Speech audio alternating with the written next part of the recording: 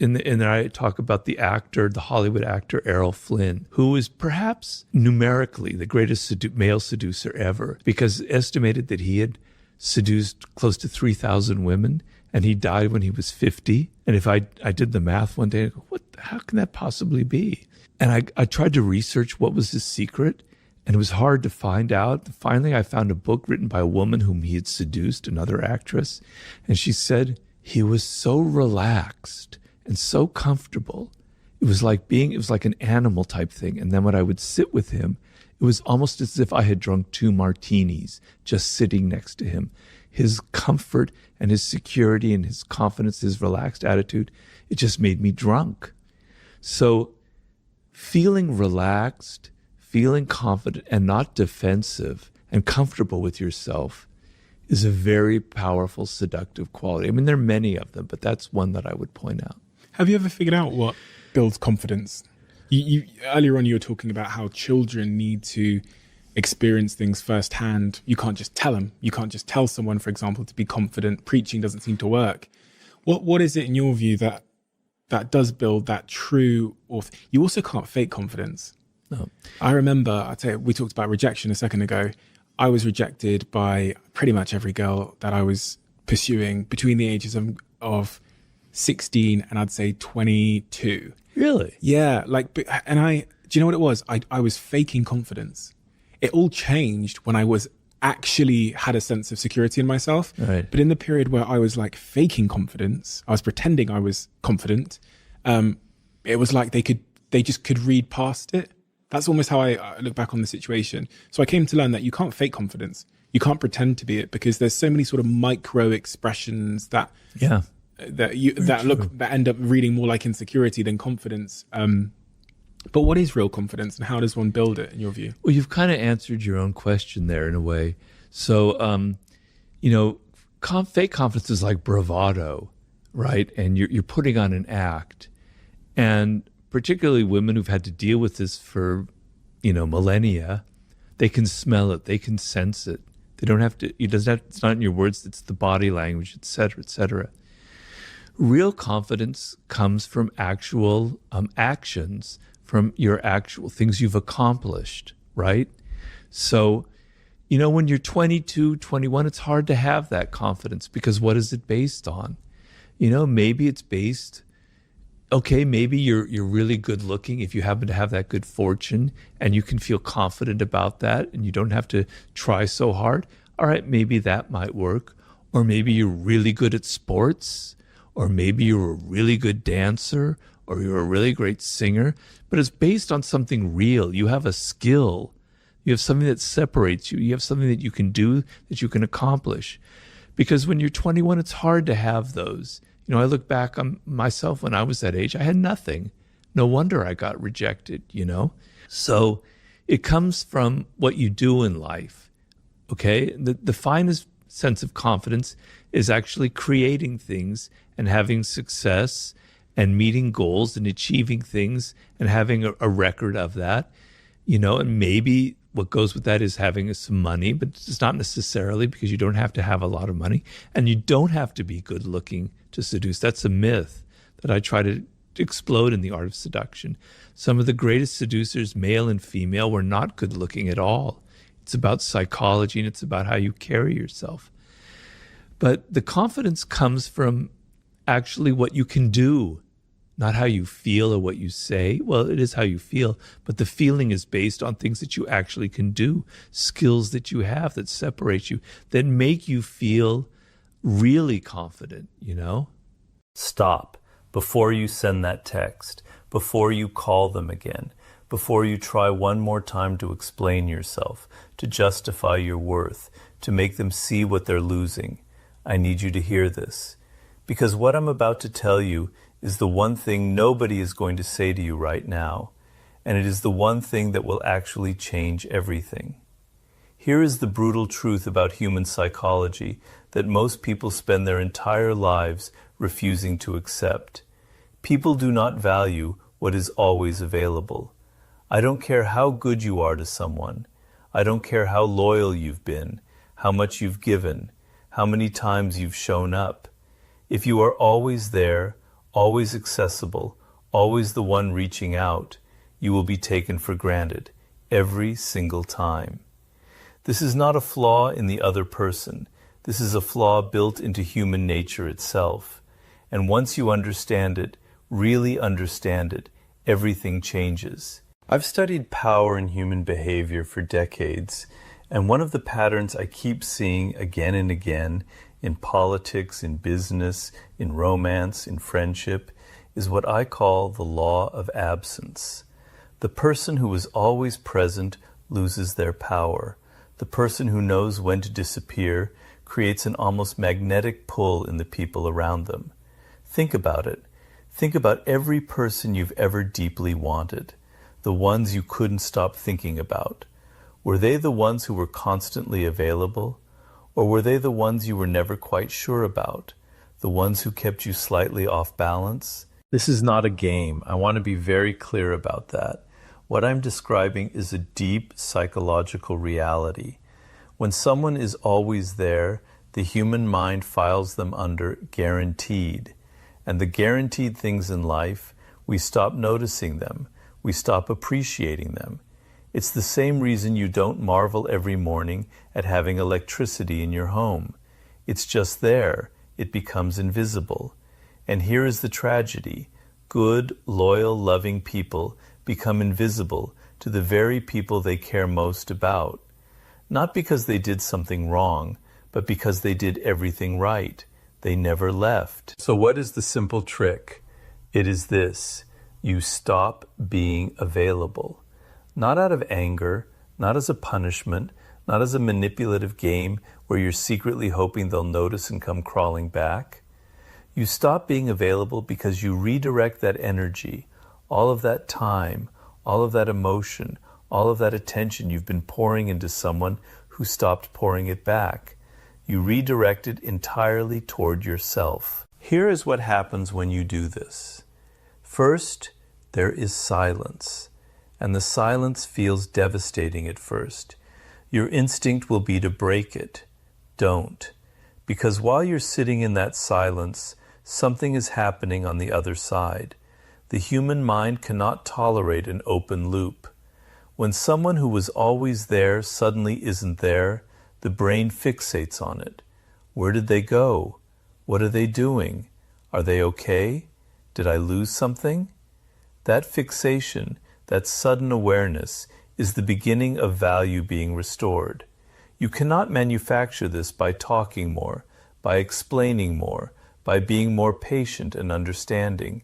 You can only create it through absence. But here's the part most people miss, and this is where the real transformation happens.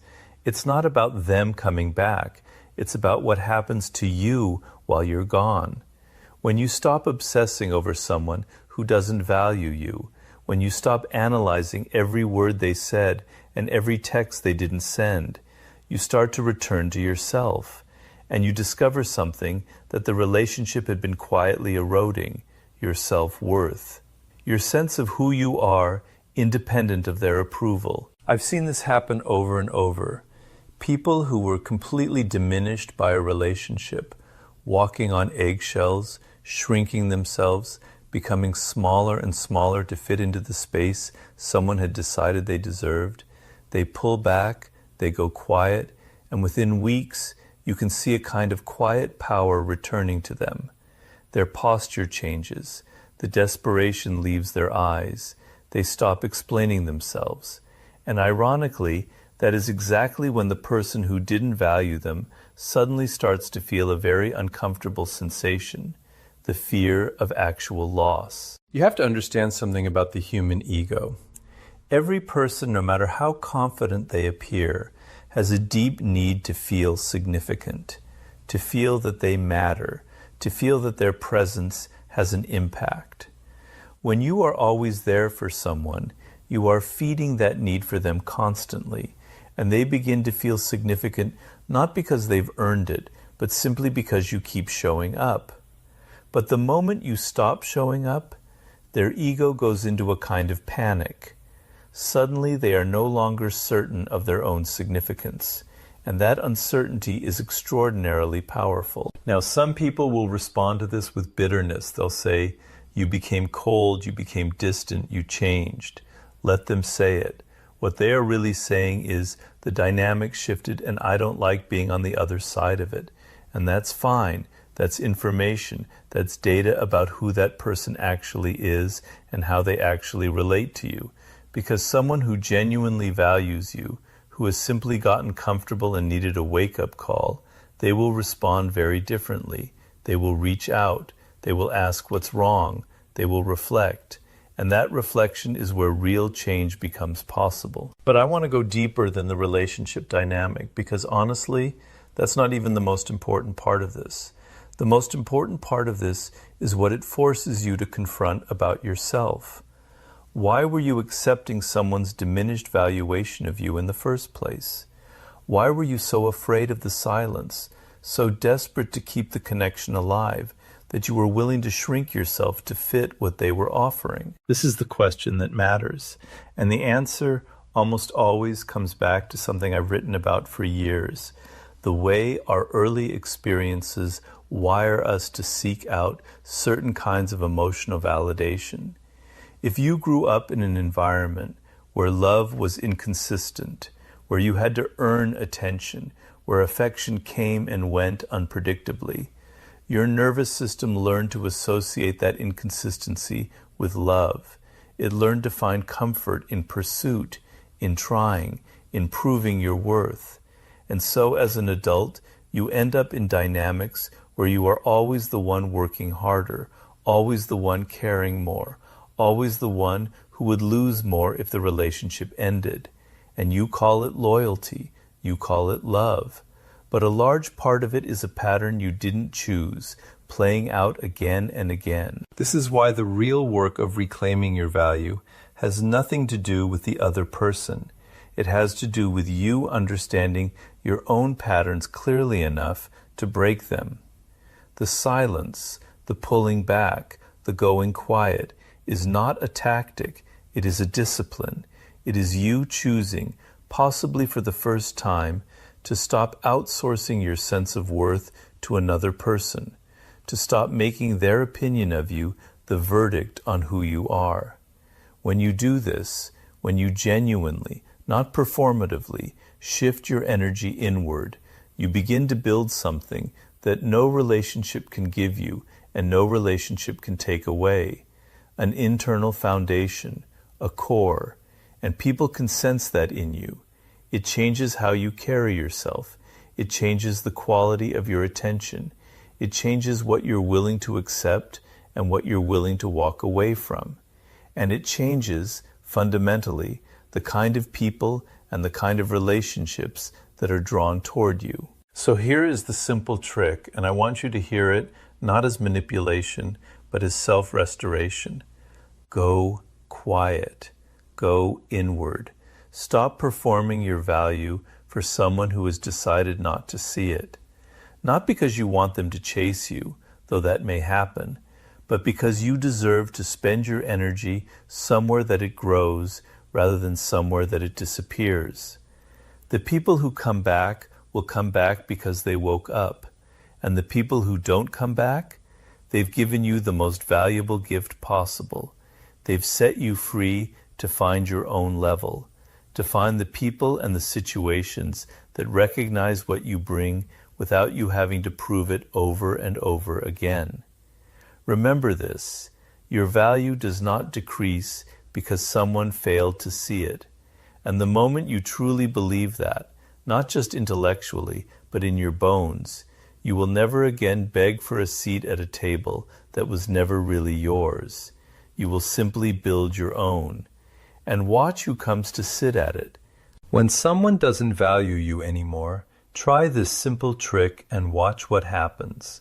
Part 2, Robert Greene, Motivation. You tried it. You went quiet. You pulled back. And now something strange is happening. Either they came back or they didn't. And either way, you feel something you weren't expecting. Not relief, not victory, something more unsettling than that. Because here's what nobody warned you about. The moment you stop chasing someone, you come face to face with yourself. And that is the real test. Not whether they come back, but what you do with who you are when they're gone. I told you last time that absence creates value.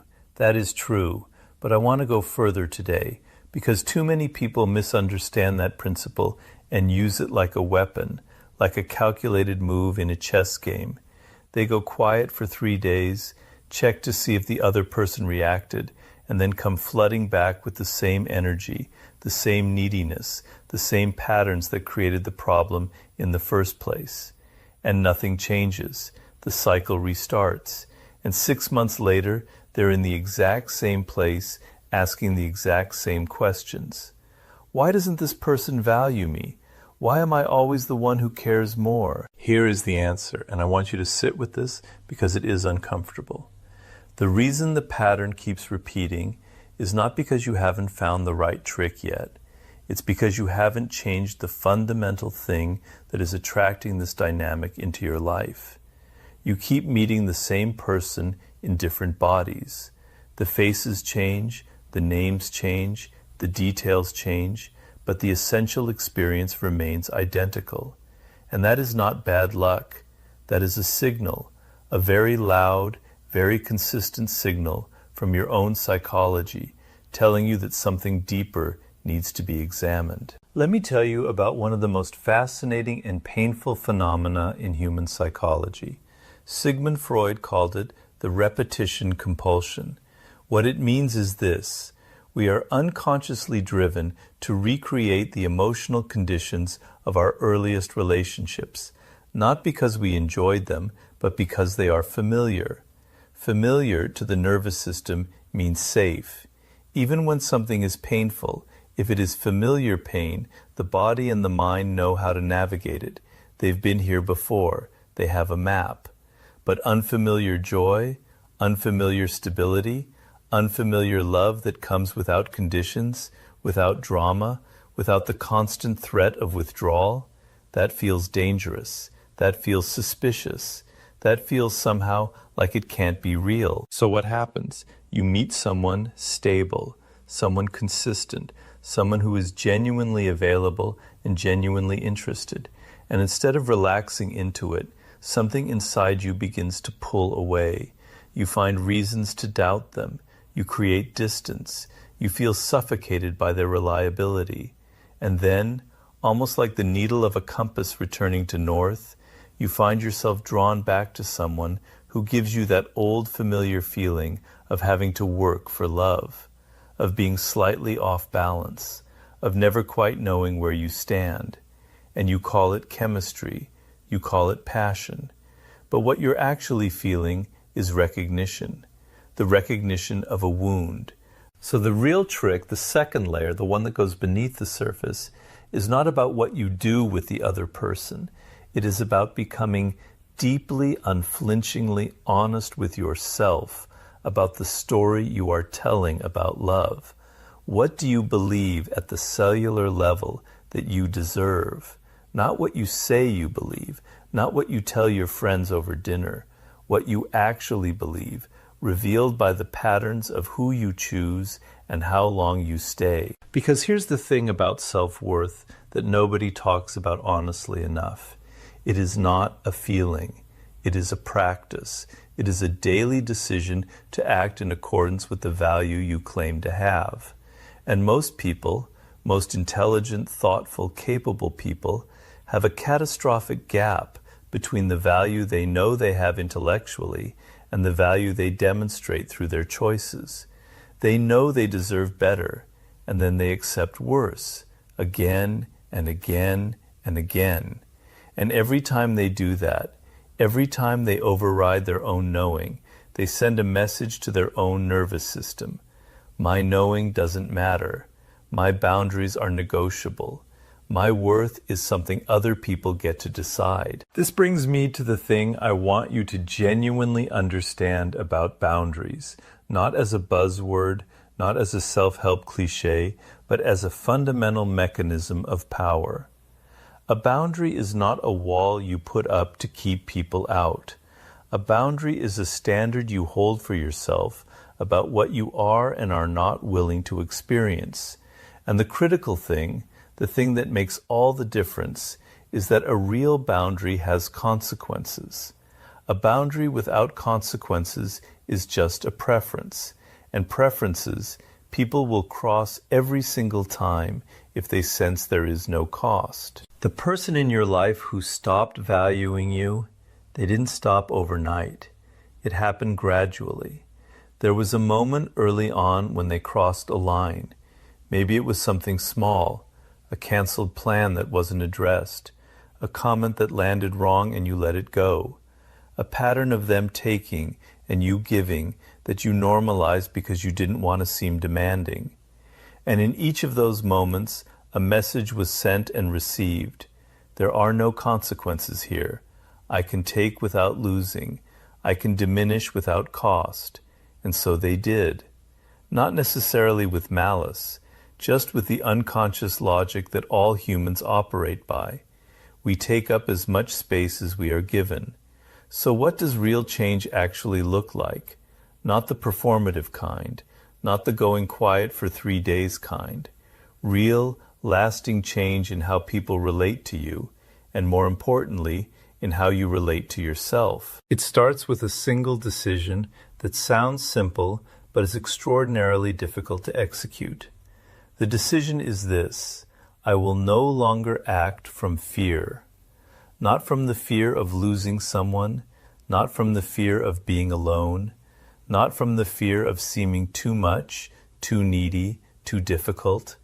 I will act from values, from clarity, from an honest assessment of what I need and what I'm willing to offer in return. When you begin operating from values instead of fear, the first thing that shifts is your communication. You stop hinting and start stating. You stop waiting for people to read your mind and start saying clearly what you mean and what you need. You stop having the same conversation in your head 20 times before you have it out loud. And here is the remarkable thing that happens when you communicate from a place of genuine security rather than anxiety. People respond differently. The same words, delivered from a different internal state, produce entirely different results. Because people are not just hearing what you say,